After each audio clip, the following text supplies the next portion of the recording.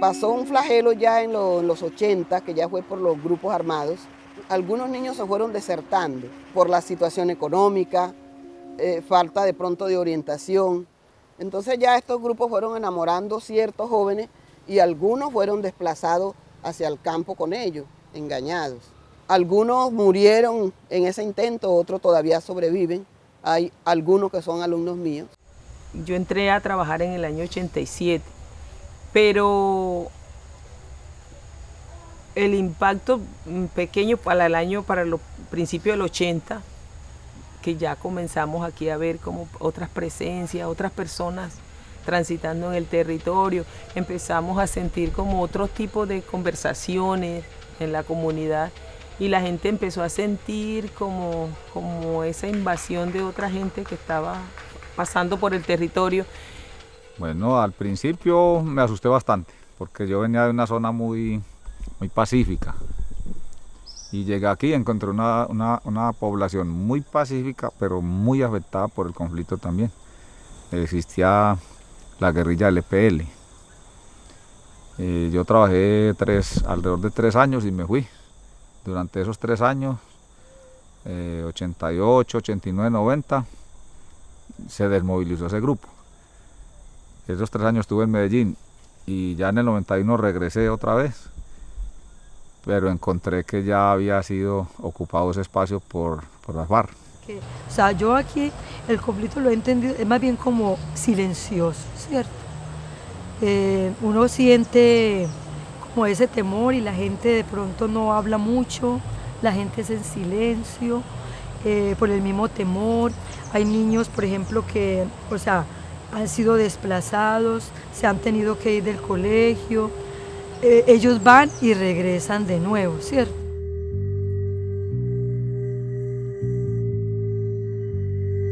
De las 3 tomas que tuvimos, la casa de mi papá pues queda ahí cerca de la policía.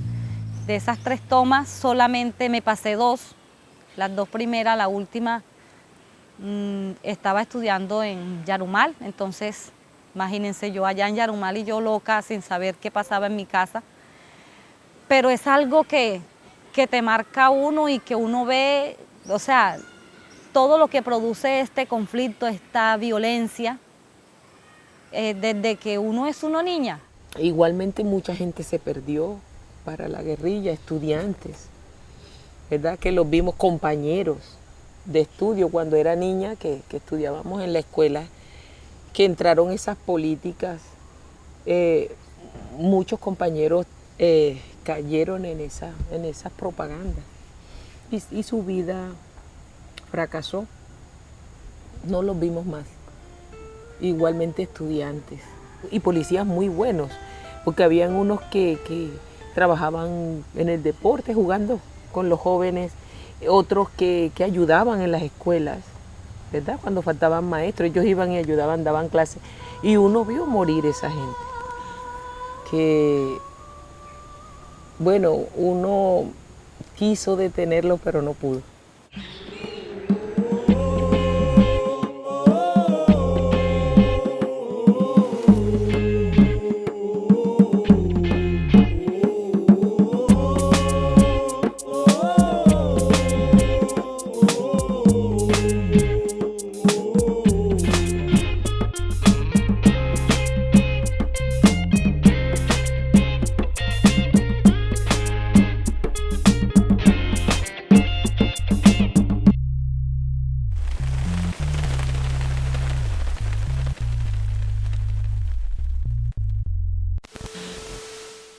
Atención, que un nuevo éxodo de campesinos se registra en el sur de Córdoba por el homicidio de 2 integrantes del programa de sustitución de cultivos. Hombres armados de los Caparros llegaron hasta el corregimiento de Brazo Izquierdo de San José de Uré y reunieron a la población y ahí asesinaron a los campesinos. Grabando audio. Escena 5, plano 1, toma 1. Seño, Sandra Ortega. En el momento actual no se puede vivir con tranquilidad.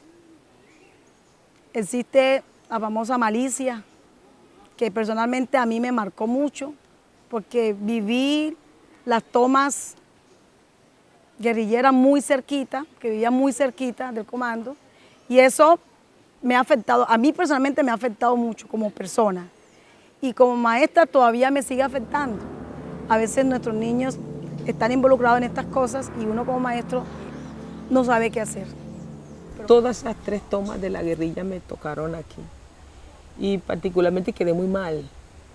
Yo no podía ver que la gente estaba andando rápido porque yo empezaba a correr para otro lado o que sonaba un golpe de algo porque pegaba el grito enseguida.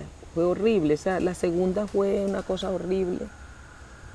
Eso no se lo deseo a nadie, igualmente los procesos de guerra que yo vi morir gente de miedo. Creo directamente y plenamente, eso nunca se ha investigado aquí, pero creo que mucha de esa gente murió por esos procesos de miedo. Cómo se agudizó los procesos de presión arterial. Y la gente decía que murió de ataque del corazón, pero con una presión de esa tan alta en la comunidad, unos miedos que uno huía hasta de la sombra de uno mismo, ¿no? Difícil uno mirar la violencia como a esos niños pequeños de 5, 6 años los está afectando tanto. Por lo menos yo recuerdo mucho cuando el hermanito mío, el cuarto de nosotros, porque somos 5, a él le marcó tanto esto que a nosotros nos daba miedo siquiera que se cayera una tapa de la olla o del caldero en la cocina, porque ese niño salía como loco, lloraba y gritaba y se ponía temblosito. O sea, vivir eso es bastante duro. Ahora pues uno lo recuerda como algo que ya pasó. Bueno, gracias a Dios mi hermano pues con su proceso, con la ayuda de mis papás, porque son unos padres también muy amorosos, muy entregados a sus hijos, fue como dejando atrás esa mala situación, esa mala experiencia que él tenía al escuchar cualquier ruido así fuerte. Para mí lo más difícil es la cantidad de mujeres e hijos que quedaron solos.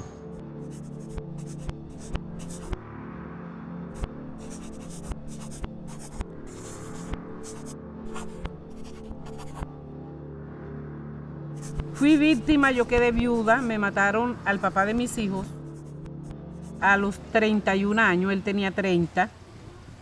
Fue muy duro capacitarme y tener esa valentía de criar 4 hijos yo sola, sacarlos adelante. Ella sí me tocó al fondo, a mí me tocó al fondo la violencia. Es que otro impacto de que ya comenzó a cambiar como la actitud de ellos, ¿ya? La actitud en la parte acá, con los docentes, hasta en la propia familia. Comenzaron como a decir yo me voy y a amenazar a los papás. En la institución educativa para mí se vio reflejado que ya se le hablaba fuerte al docente, algunos hasta los hacían llorar. Y digo que sí hubo ese cambio porque anteriormente acá en nuestro medio el docente era algo muy respetable. Duele mucho como miembro de esta comunidad, como docente de mi institución, porque personalmente pues también he sido afectada por esta guerra absurda. He perdido familiares y hasta el sol de hoy pues sin ninguna explicación alguna. Hemos vivido muchas experiencias con nuestros niños, con nuestros jóvenes. Ver uno como un joven le quitan la vida de 15, 16, de 20 años por esta misma guerra que hay interna, que uno dice, bueno, ¿qué es lo que pasa?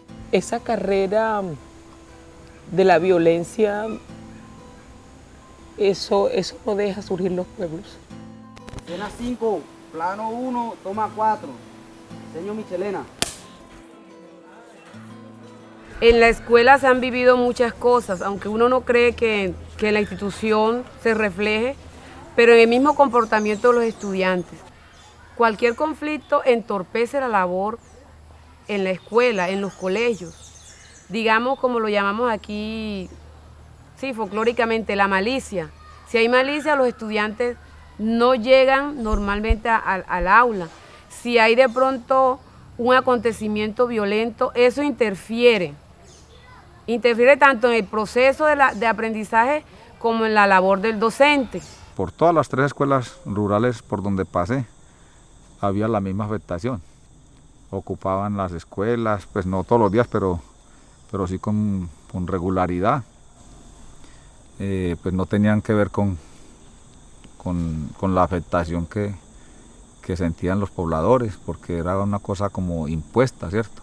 El conflicto armado topetó con la educación por todas partes. Y ellos encontraban en la escuela como un lugar para refugiarse, para entrar o para... Por más que uno quisiera impedirlo, entraban. Y bueno, nos tocó hablarles claro en muchos escenarios donde estuvimos que cada uno tenía su función en los territorios. Si la de ellos era esa, la de uno sí estaba clara porque era la educación. En una oportunidad en la vereda del Cerro, cuando yo llegué a las 8 de la mañana, encontré la escuela llena, alrededor de 200 personas formadas de camuflaje, con armas largas, revueltas con los niños.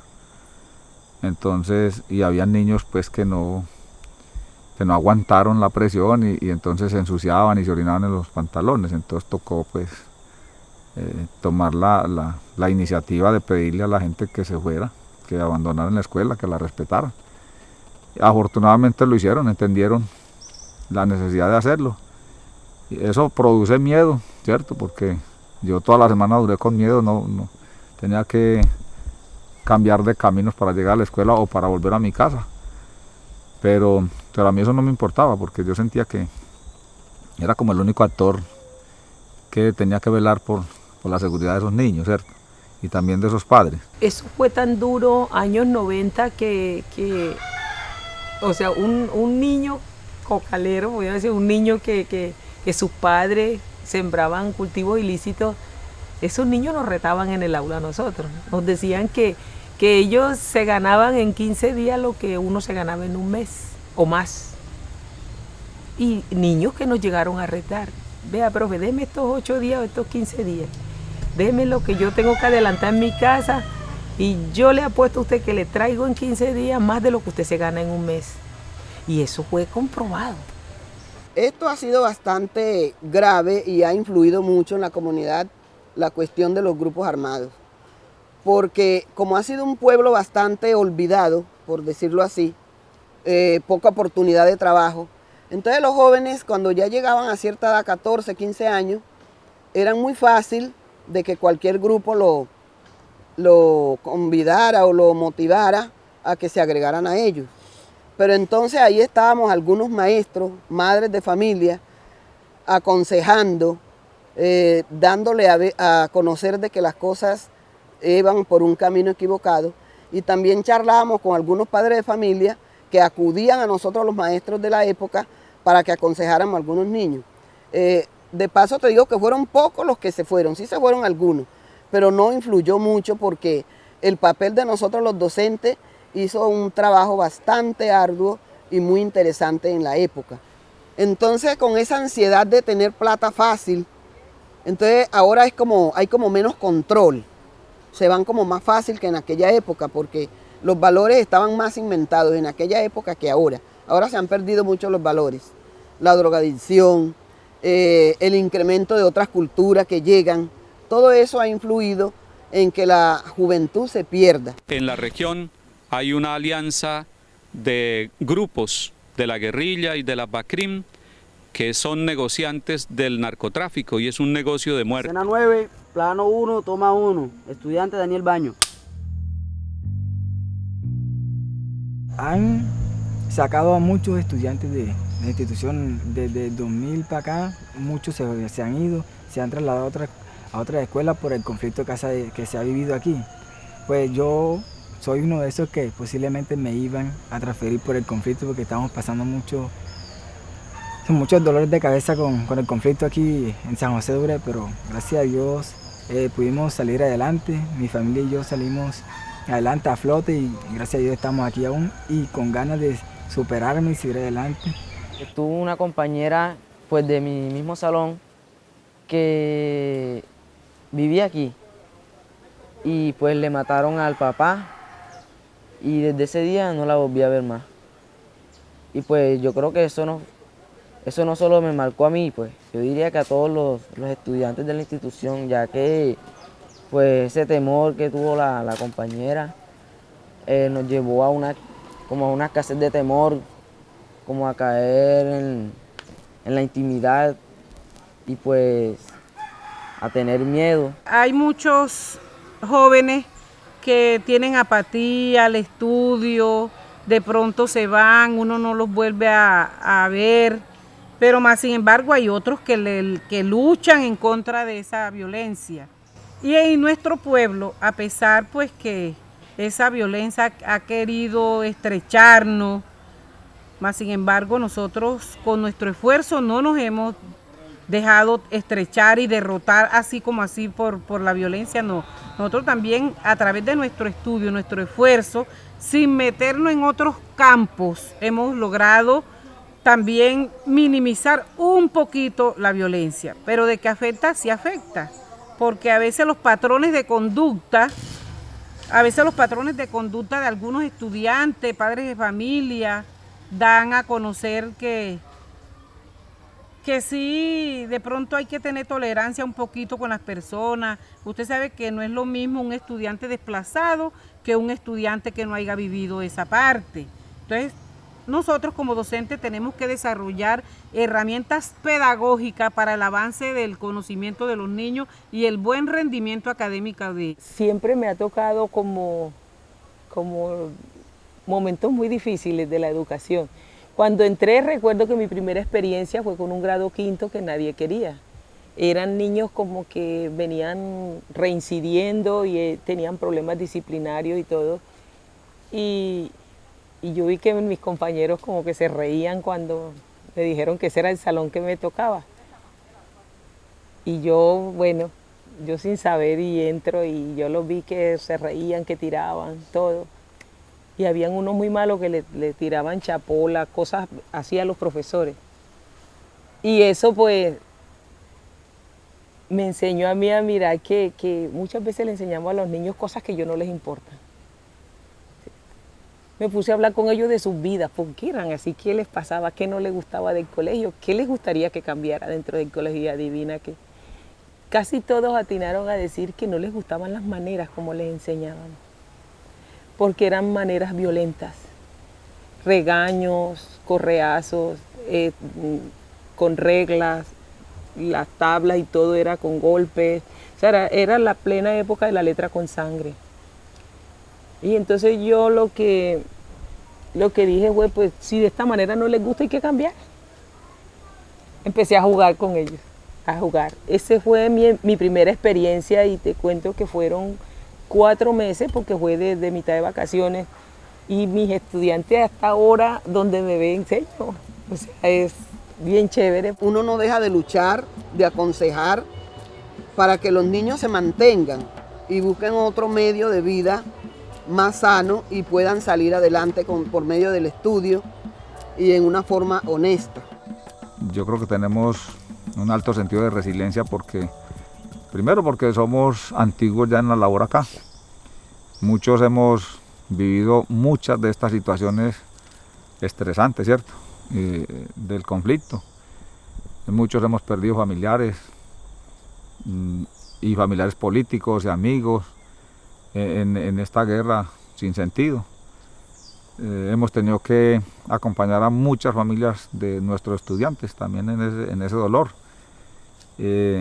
Entonces nos damos cuenta que necesitamos primero sobreponernos nosotros para poderles ayudar a ellos a que se superen también, porque si yo tiro la toalla, si yo me lleno de miedo, ¿cómo le ayudo al otro a que también lo haga, cierto? Es muy complicado. Entonces yo soy el primero que tengo que dejar el miedo a un lado, sobreponerme, llenarme de valor, pedirle a Dios que me ayude para poder hablar con el otro y decirle, tú también lo puedes hacer, vamos a hacerlo y enseñarle cómo, ¿cierto?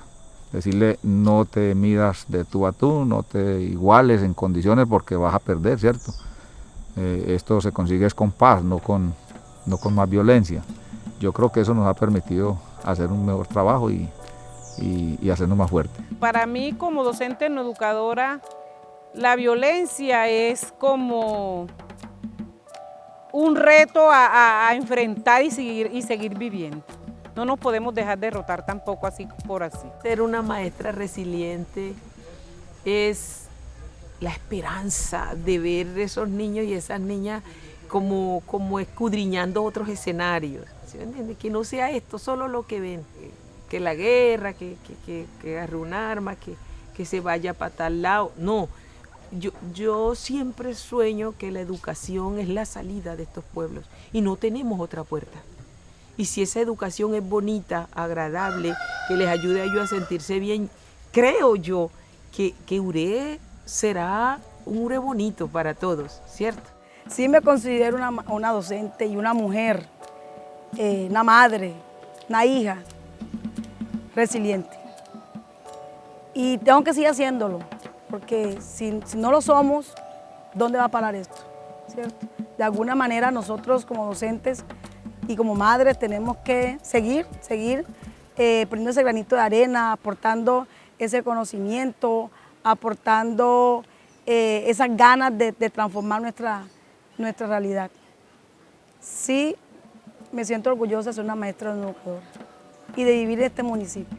Qué dicha cuando un niño termina un bachillerato o cuando uno le dicen, no, que Pedrito Santana es un ingeniero. Y yo, ay, ese pelado es alumno mío en preescolar. Eso es una dicha. Por lo menos las 4 profesoras de preescolar nos ponemos a competir cuando son los grados de 11, que comienzan a llamar. Julanito, entonces, ese es mío, llevo 1. Ese es mío, llevo 2. O sea, eso es una alegría para uno. O cuando uno mira el álbum de los niños que este año se van a graduar y uno ve tantos niños, entonces, o sea, eso es una alegría. Sinceramente, yo digo que yo voy a esos grados es como para disfrutarme eso. Y, o sea, y hay algunos niños que se acercan a uno, porque a mí me ha tocado que se me acercan, yo voy a felicitarlo y me dicen, ay, señor, ¿y te acuerdas cuando tú me graduaste en preescolar? Y yo, ajá. A esos profesores yo les diría que sigan con la misma tónica, que si siguen viendo estudiantes decaídos, que los sigan apoyando, porque ya yo salgo este año y pues yo valoro mucho lo que ellos hicieron por mí y que lo hagan con los que vienen. El colegio sí ha tenido mucho valor y seguir adelante. Ha creado nuevos proyectos sobre la cultura y de eso nos vamos basando para seguir adelante y enfrentando todo ese conflicto, hallando la paz dentro de la institución y alrededor de nuestro municipio, nuestra comunidad. Lo que yo hago como docente le está sirviendo a mucha gente, porque la gente se lo dice a uno, como usted aprendí a leer, usted fue mi maestra que me enseñó a leer. Una persona que aprende a leer es una persona que se puede salvar, ¿sí? Y no solo a leer la letra, sino a entender las realidades de su contexto, ¿verdad? Que le da fuerza para que luchen por sus cosas, ¿verdad? Ese conocimiento, cómo empoderarlos en esa importancia del territorio, cómo empoderarlos en la importancia de sus recursos, cómo empoderarlos en la importancia de su ser, de su cultura, de sus tradiciones, ¿verdad? De su historia. Entonces, un niño que conozca todo esto tiene buenas bases y es muy probable que pueda cuestionar cualquier cosa que llegue a su vida. Y me han ayudado muchas cosas a ser una maestra resiliente. El amor por mi tierra, por mi gente, por lo que soy, ¿verdad? Por mi familia. Yo no quiero heredarle a mis hijos y a mi nieto más guerra, por Dios. Por mi familia, por mi nieta, por mis hijos. Yo quiero heredarles a ellos un mundo mejor. Y si yo me voy y puedo saber, siquiera me voy muy feliz, que ellos se queden en un espacio donde no estén huyendo del miedo, ni estén huyendo de ellos mismos ni de su propia gente.